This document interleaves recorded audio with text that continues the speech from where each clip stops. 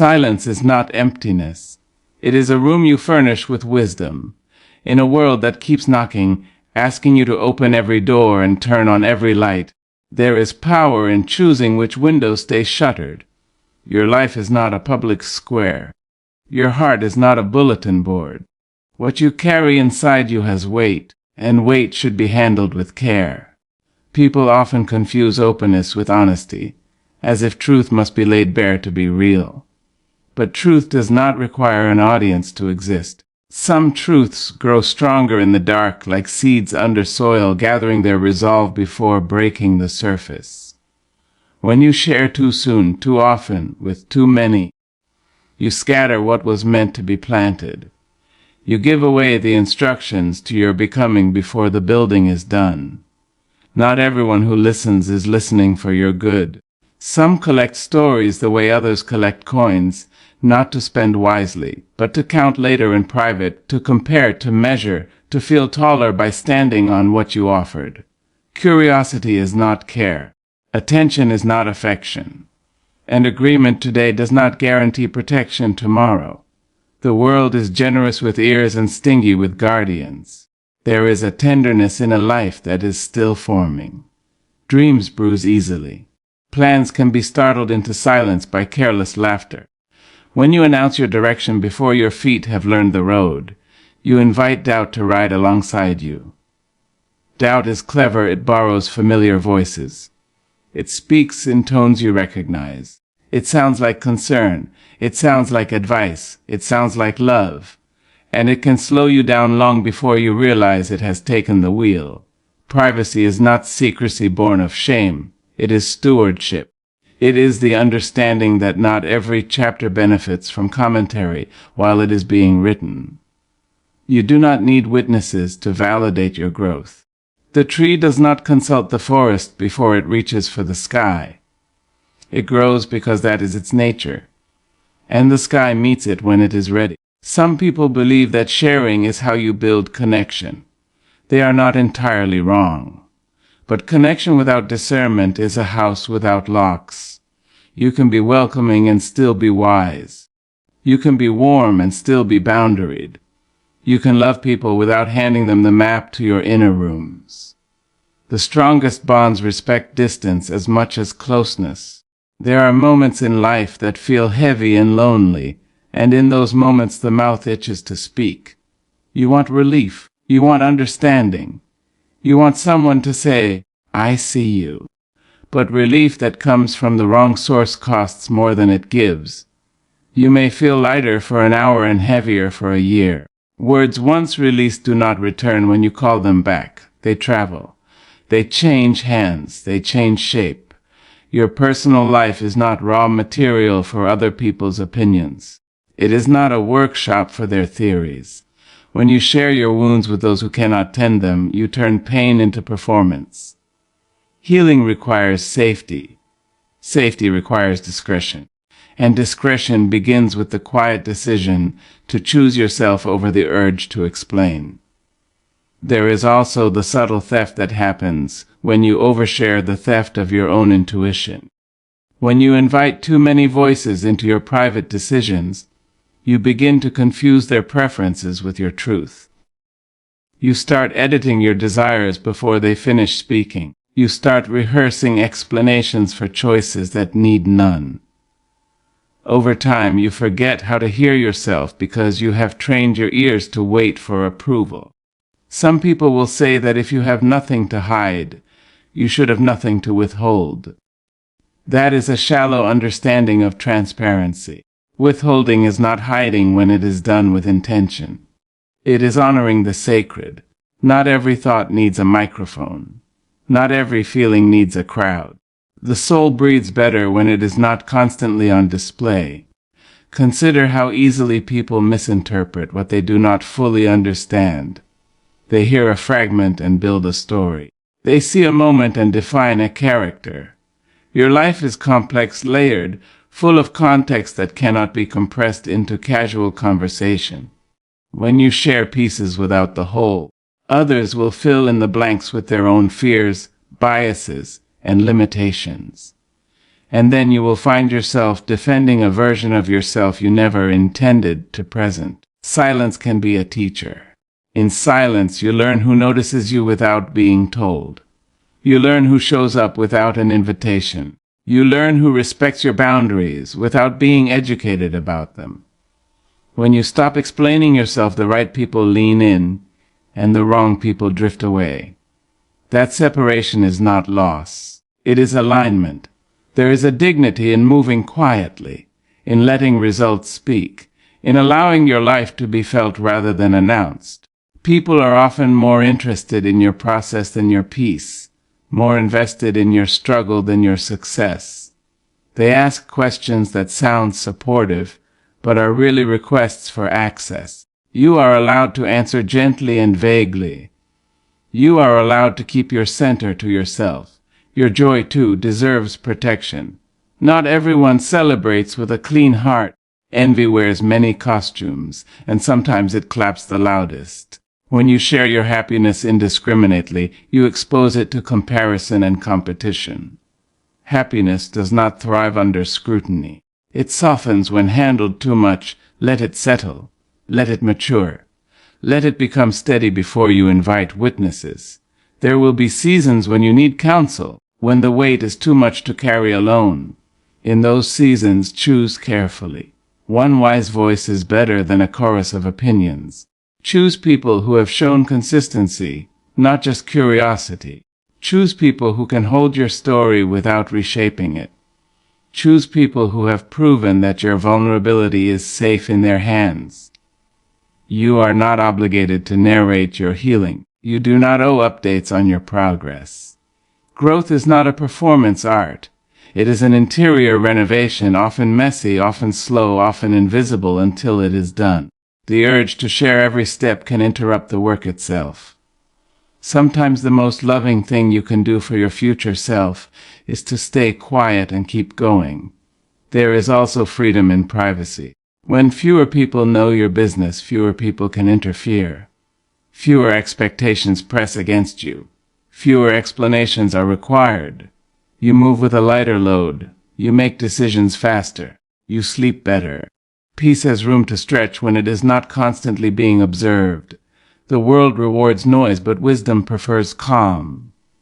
The loudest voices are not always the most grounded. The most private lives are not always the loneliest. There is companionship in self-trust. There is comfort in knowing that you can sit with your own thoughts without needing to translate them for someone else. When you guard your personal life, you also guard your energy. Every conversation costs something. Every disclosure requires emotional labor. When you give that labor away freely, you may find yourself exhausted without knowing why. Conservation is not selfishness. It is sustainability.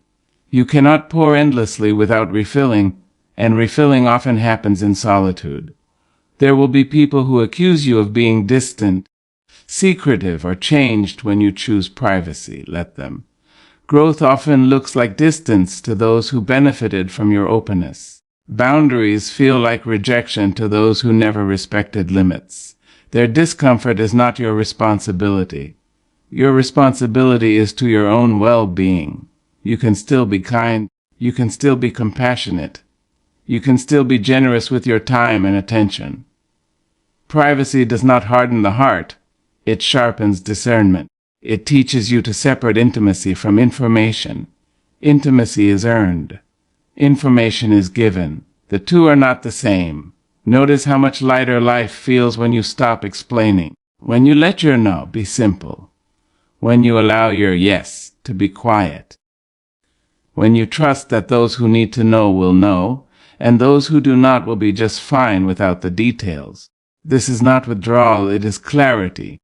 Your story is unfolding at a pace that is right for you. You do not need to rush it into conversation. You do not need to translate every emotion into language. Some feelings are meant to be felt fully before they are spoken, if they are spoken at all. Give yourself that grace. There is a deep respect you cultivate for yourself when you choose discretion.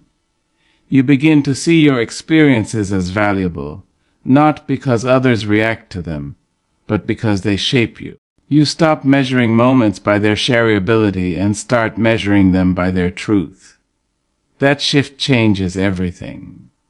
In time, you will notice that your relationships improve. The ones built on gossip and access will fade. The ones built on mutual respect will deepen. People will learn how to be with you without feeding on your private life. They will meet you where you are, not where your disclosures place you. Keep some things just for you. Keep a corner of your life untouched by opinion. Keep a few dreams unnamed until they are strong enough to stand on their own. Keep your pain wrapped until it has softened. Keep your joy close until it feels steady. This is how you honor yourself. You are allowed to be selective. You are allowed to be quiet. You are allowed to protect your peace without apology. The world will continue to ask for more. You do not have to give it.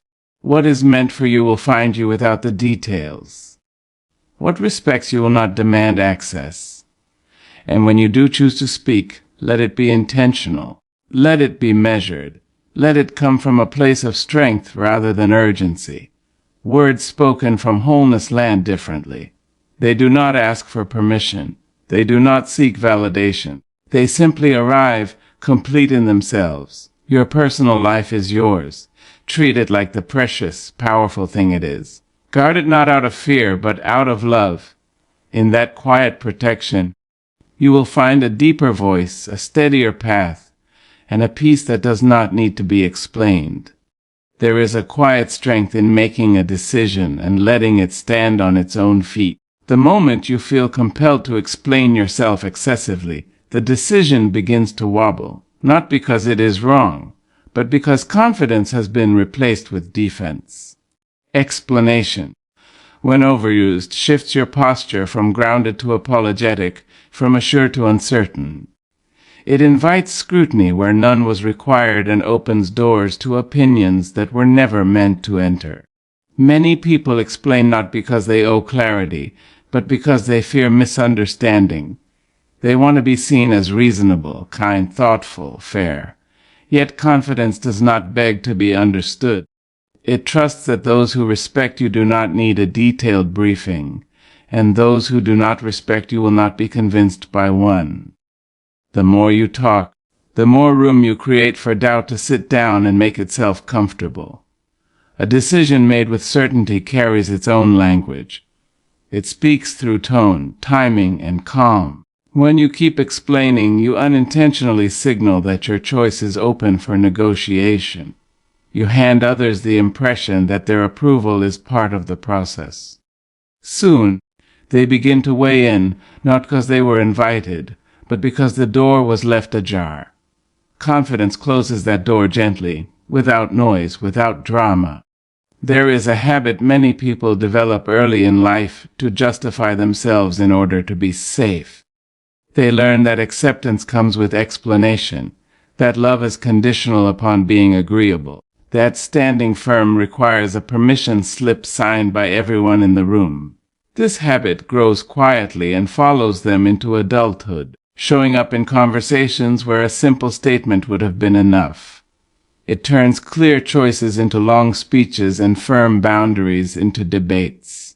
But confidence does not argue. It does not over-clarify. It does not pile reasons on top of reasons to feel secure.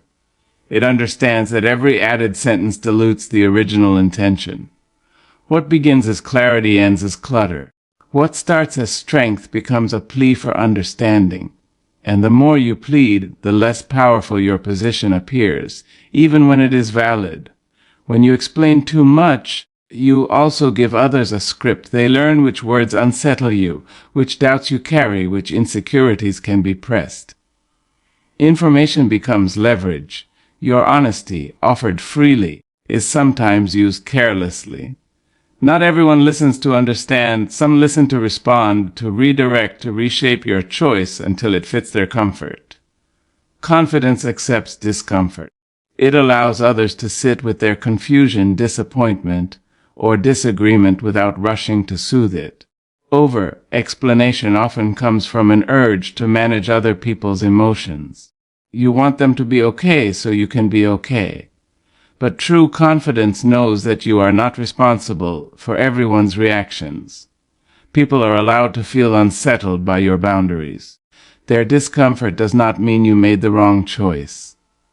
There is also the quiet erosion of self-trust that happens when you explain everything. Each explanation subtly suggests that your inner knowing is insufficient on its own. Over time, you start second-guessing before you even act. You rehearse defenses for decisions you have not yet made. You begin to anticipate resistance and preemptively weaken yourself by accounting for it. This is how confidence thins out, not all at once, but sentence by sentence. A confident decision is clean. It is simple. It does not require decoration. It may be brief, even awkwardly so, but it is honest. Over-explanation adds ornaments that distract from the core. It turns a clear line into a blur. Those who respect clarity will feel the shift immediately, sensing hesitation where there should have been calm certainty. Silence after a decision can be more powerful than explanation before it. Silence communicates finality. It says the choice has already been integrated, not debated. It allows space for others to adjust rather than interfere. When you stop filling the air with reasons, you stop feeding the need for validation. You return authority to where it belongs, inside you. This does not mean refusing all communication or becoming cold. It means choosing intention over impulse. It means recognizing when explanation serves understanding and when it serves fear. There is a difference between clarity and justification. Clarity is offered once, cleanly. Justification repeats itself, hoping the next sentence will finally feel enough. People often mistake confidence for arrogance, especially when they are accustomed to access. When you stop explaining, some will accuse you of being distant or changed. What they are really noticing is that they no longer have influence over your decisions. Influence disguised as concern fades quickly when explanations dry up. What remains are relationships built on respect rather than control. Confidence also protects your energy. Explaining is exhausting. It requires emotional labor, patience, restraint, and constant recalibration. When you stop over-explaining, you reclaim that energy for action, reflection, and growth. Decisions become lighter to carry because you are not dragging a trail of explanations behind them. There is a moment after every decision where you feel the urge to add one more sentence, to soften it, to justify it, to make it easier for others to accept. That moment is where confidence is trained. If you can pause there, breathe, and let the decision stand, you strengthen something invisible but essential. Each time you resist the urge to explain, your self-trust grows quieter and stronger. Not everyone needs to understand your reasoning. Some people only need to know where you stand. The need to be understood by everyone often comes at the cost of being aligned with yourself. Confidence chooses alignment over approval. It accepts being misunderstood by a few in order to remain whole. Over time, you will notice a shift. Conversations become shorter, cleaner. Boundaries become firmer without being loud. People either respect your choices or reveal their discomfort with not having a say. Both outcomes bring clarity. You stop performing certainty and start living it. Explanation weakens decisions that need confidence because confidence thrives in simplicity. It lives in the calm pause after a statement. It settles into the space where no further words are offered. It trusts that what is true does not need excessive defense. It understands that the strongest decisions do not announce their strength. They carry it quietly, rooted, unshaken, moving forward without looking back, without collecting approval, without rehearsing justifications, standing firm in the knowing that what was chosen for a reason, felt deeply, held privately, and honored without explanation. Discretion acts like a quiet mirror, reflecting the true nature of the people around you without confrontation or accusation.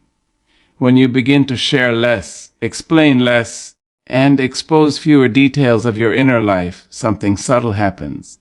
The noise settles. The unnecessary voices fall away. What remains is not emptiness, but clarity. You start to see who is drawn to you for who you are, and who was only attached to the access you provided. Many relationships survive on information rather than connection. They feed on updates, confessions, emotional availability, and constant visibility. When discretion enters, these relationships begin to weaken, not because you have changed in spirit, but because you have changed in boundaries. The absence of details feels like distance to those who never learned how to connect without consuming. Their interest fades when there is nothing left to collect.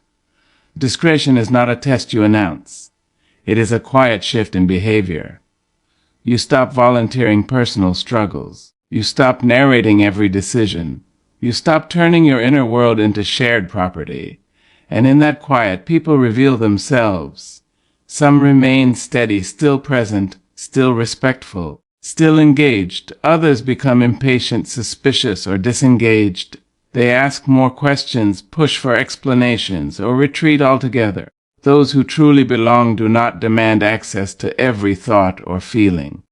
They understand that closeness does not require constant disclosure. They recognize that trust grows through consistency, respect, and time, not through forced vulnerability. When you choose discretion, these people adjust naturally. They do not take your privacy personally. They do not interpret silence as rejection. They remain connected without entitlement. On the other hand, those who benefited from your openness often feel unsettled. They were comfortable when they knew everything. They felt included, informed, involved. When that access is reduced, they may accuse you of being distant or secretive. What they are reacting to is not loss of connection, but loss of control. Discretion removes their ability to influence, advise, judge, or interfere. There is a difference between people who care about you and people who care about knowing about you. Discretion exposes this difference with precision. Those who care about you ask how you are without prying. They listen without probing. They respect your pauses. Those who care about knowing everything grow restless when details are withheld. Their curiosity turns sharp. Their concern feels conditional. Discretion also protects your growth. When fewer people are involved in your process, fewer opinions compete with your intuition.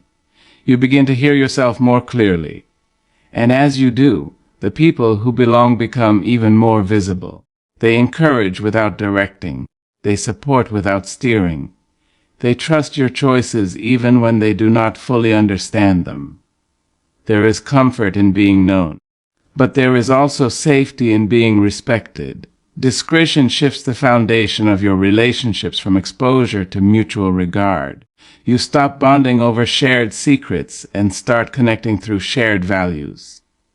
This kind of connection is quieter, steadier, and far more resilient. Some people only feel close when they are needed emotionally.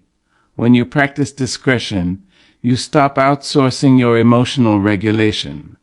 You stop leaning on others for validation or reassurance.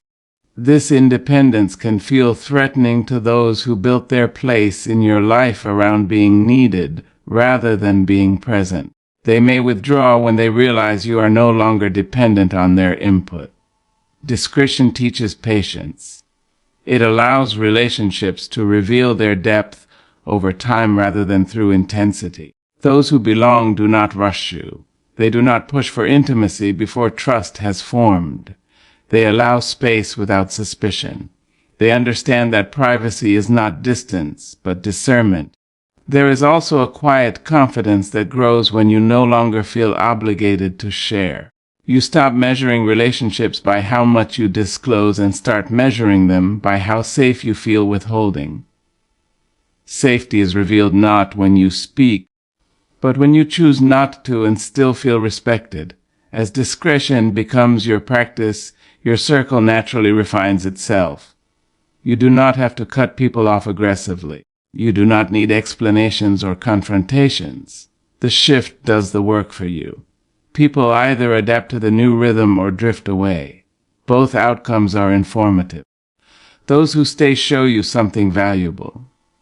They show you that their presence was never dependent on your vulnerability alone.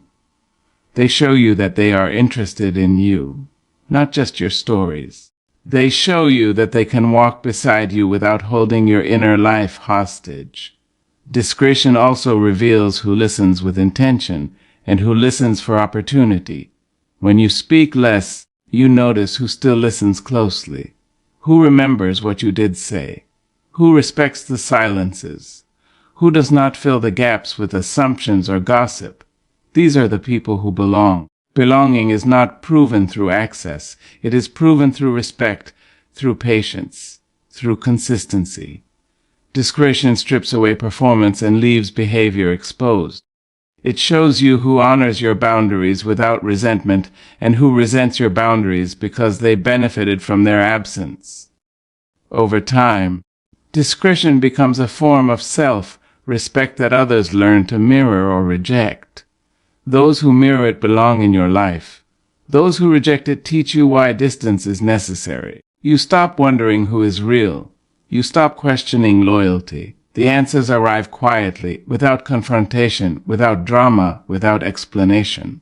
Discretion does not isolate you. It refines you. It filters your world until the noise fades and the meaningful remains.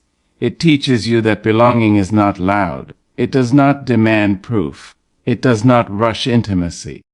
It stands comfortably in quiet connection, steady presence, mutual respect, revealing itself not through how much is shared, but through how much is honored when it is not. And in that honoring, you see clearly who stays when there is nothing to take, who remains when there is nothing to extract, who stands beside you without needing access to your private thoughts, your struggles, your plans, showing you through restraint and respect that they belong without needing to be invited, without asking for proof, without crossing the lines you quietly drew. Strength is often mistaken for volume. The world has trained itself to believe that power announces itself, that confidence must be visible, that importance must be proven through noise. But there is another kind of strength, one that does not compete for attention, one that does not raise its voice to be heard. It moves quietly, steadily, without spectacle, and because it does not ask to be noticed, it is rarely challenged. A quiet life grows roots instead of echoes. A quiet life is not an empty life. It is a life uncluttered by unnecessary explanations, constant reactions, and borrowed urgency. It is a life where energy is conserved instead of scattered. When you stop broadcasting every thought, every plan, every emotion, you begin to live from the inside out. Your actions are guided by intention rather than response. You are no longer shaped by the rhythm of outside expectations, but by an inner steadiness that does not rush. Noise demands validation. Quiet carries certainty. The loud life often seeks reassurance through approval, through visibility, through constant interaction. The quiet life does not need witnesses to feel real. It understands that meaning deepens when it is not constantly translated for others. Silence becomes a form of grounding, a place where decisions are made without performance and growth happens without interruption. People who live quietly are often underestimated. They are mistaken for passive, disengaged, or lacking ambition. But underestimation is a kind of freedom. When expectations are low, pressure loosens its grip. You are able to build without interference, to learn without commentary, to change direction without explanation. Strength thrives in this space because it is not constantly defending itself. A quiet life allows you to hear yourself. In the absence of constant input, your own voice becomes clearer. You recognize what you want without filtering it through what will be accepted. You notice what drains you and what restores you. This awareness becomes a compass. While others are reacting, you are choosing. While others are explaining, you are acting. There is resilience in quiet routines. Waking up without announcing your plans. Working without narrating progress. Improving without documenting every step. This kind of consistency builds endurance. It removes the pressure to perform success before it exists. Many people collapse under the weight of expectations they created too early. A quiet life delays applause until it is earned, and sometimes until it is no longer needed. The strongest people are often those who do not feel the need to prove strength. They have learned that reacting loudly gives power away. Silence, when chosen intentionally, becomes a boundary. It prevents others from pulling you into conflicts that are not yours. It keeps your nervous system calm in a world addicted to urgency. Calm is not weakness. Calm is control. A quiet life protects relationships. When you are not constantly venting, oversharing, or seeking affirmation, your connections become cleaner. You stop turning people into emotional dumping grounds. You stop confusing closeness with constant disclosure. Relationships become places of presence rather than processing. This kind of connection lasts because it is not built on intensity but on respect. There is also safety in quietness. Not everyone needs access to your struggles, your plans, your fears. The more people know, the more opinions appear. Opinions create doubt. Doubt slows movement. A quiet life limits interference. It allows ideas to mature before they are exposed. It gives dreams time to grow strong enough to survive outside voices. The quiet life does not rush to respond. It pauses. It observes. In that pause, wisdom has time to surface. While others feel pressured to react immediately, the quiet life waits. This waiting is not hesitation, it is discernment. It separates what matters from what is loud. It keeps you from being dragged into cycles of reaction that exhaust without rewarding. A quiet life also teaches patience with solitude. It does not fear being alone with itself. In solitude, you learn emotional independence. You stop needing constant engagement to feel alive. You become comfortable with your own thoughts, your own company, your own pace. This comfort becomes strength because it cannot be taken away by rejection or absence. Many people live loudly because they are afraid of stillness. Stillness exposes unresolved thoughts, unprocessed feelings, unanswered questions. A quiet life faces these things without distraction. It does not drown discomfort in noise. It sits with it, learns from it, integrates it. This integration builds inner stability that no external chaos can easily shake. Strength built quietly lasts longer. It is not fueled by adrenaline but by discipline. It is not dependent on motivation but on habit. Loud strength burns fast. Quiet strength endures. It shows up every day without announcement. It does not need to convince anyone. It simply continues. There is dignity in moving without spectacle, in letting achievements exist without advertisement, in allowing success to arrive without a countdown. When you stop telling everyone what you are doing, you remove the pressure to meet their timelines. You work according to your own rhythm. This rhythm is often slower, but it is deeper. It produces results that are rooted, not rushed. A quiet life also limits comparison. When you are not constantly exposed to others' opinions and progress, you stop measuring yourself against them. You focus on alignment instead of competition. You recognize that your path does not need to resemble anyone else's to be valid. This freedom is a form of strength because it keeps you grounded in your own values. There is power in being underestimated, overlooked, or misunderstood. It allows you to observe without being observed, to learn without being judged, to prepare without being pressured. Many of the strongest shifts happen quietly, long before they are visible. By the time the world notices, the foundation is already solid. A quiet life teaches you when to speak. Words become deliberate instead of excessive. When you do speak, people listen because you are not always talking. Your voice carries weight because it is not diluted by constant noise. Silence sharpens language. It gives words precision and purpose. The quiet life is not about withdrawal from the world. It is about engagement on your own terms. You choose where to invest energy. You choose which battles are worth fighting. You choose which conversations deserve your presence. This selectiveness preserves strength. It prevents burnout. It keeps you aligned with what matters most. There is emotional maturity in not reacting to everything, in letting some things pass without comment, in understanding that not every misunderstanding requires correction, not every provocation requires response. The quiet life saves energy for what truly matters. This conservation becomes power. A quiet life creates space for depth, depth in thought, depth in work, depth in relationships. Loud lives skim surfaces. Quiet lives dive. They explore meaning rather than chasing attention. They build substance rather than image. Substance lasts. When life becomes quieter, fear loses leverage. Fear feeds on noise, urgency, and external validation. In quietness, fear has nowhere to hide. You see it clearly. You address it honestly. You stop running from it. This courage is subtle but profound. A quiet life allows you to change without explanation, to evolve without announcement, to outgrow environments without justification. Growth does not require permission.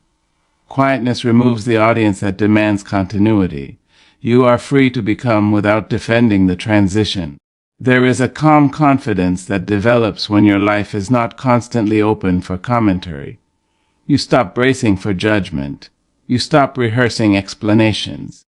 You trust yourself more because you are not outsourcing validation. This trust becomes unshakable over time. The strongest people are often those whose lives appear simple from the outside. Their complexity is internal, well organized and intentional. They do not confuse chaos with passion or noise with purpose. They know that peace is not boring, it is powerful. A quiet life makes room for joy that is not performative. Joy that is felt, not displayed. Joy that does not shrink under observation. When happiness is private, it becomes stable. It is not dependent on reaction. It does not fluctuate with attention. The quiet life is a choice to live deliberately, to reduce unnecessary exposure, to protect inner space, to move through the world with calm certainty rather than constant announcement. It is a life that values strength over spectacle, substance over sound, depth over display. A life that understands that true power does not need to be loud, that resilience does not need applause, that growth does not need witnesses, and that the strongest foundation is often built where no one is watching.